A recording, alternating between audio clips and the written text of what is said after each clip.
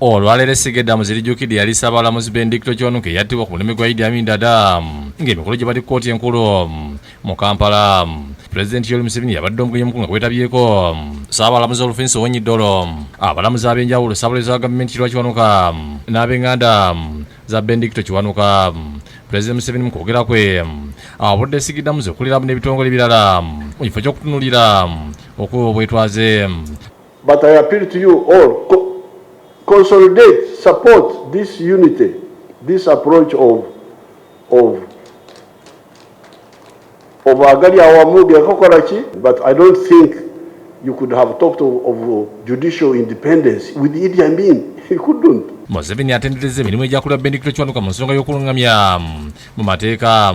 I salute CJ Kiwanuka, especially for the opposing Mengo's opportunism of chauvinism. Now this one, of course, he was a martyr, but he was a martyr in a situation we thought he should not have been in the first place.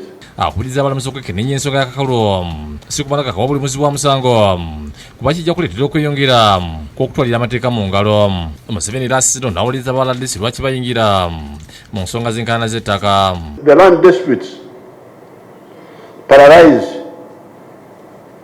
a lot of resources.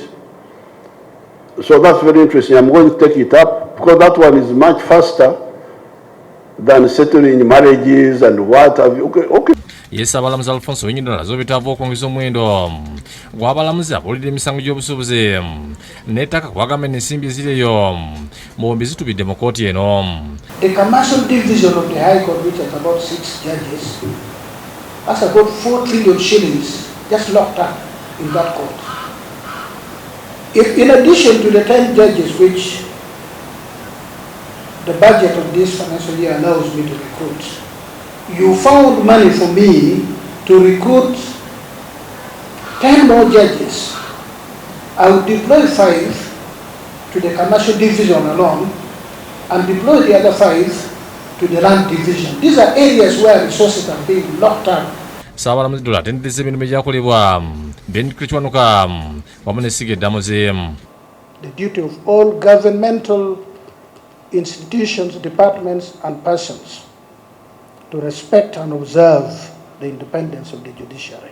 Ye minisita w'ensonga za ssemateeka era nga yisinkagali wa DP Norbert Mao asabye Pulezidenti Museveni abakwasizeko basobole okuzuula Ssaabalamuzi Bendicto Kiwanuka yaziikibwa naye abeeko n'amalaalo. We reflect on how he lived, but we reflect more on how he died because it says a lot about governance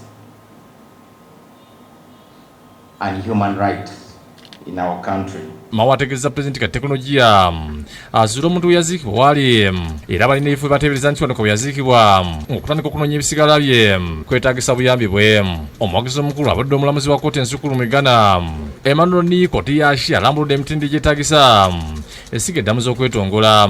I spend some time on an important aspect of judicial independence, the bold and fearless judge and judiciary, and fidelity to the rule of law, using the example of Chief Justice Bendicto Kiwanuka. An important component of the rule of law is an independent judiciary. Ku mukolo gwe Pulezidenti yasimiddeko abalamuzi abawo mu lukubadde eyali akulira abalamuzi ba kkooti enkulu y'okulamu bamwine ne yali omulamuzi wa kkooti etaputa ssemateeka omugenzi Letitia Kikonyogo. Shamshan Nalujja yakusakidde eggulu lino.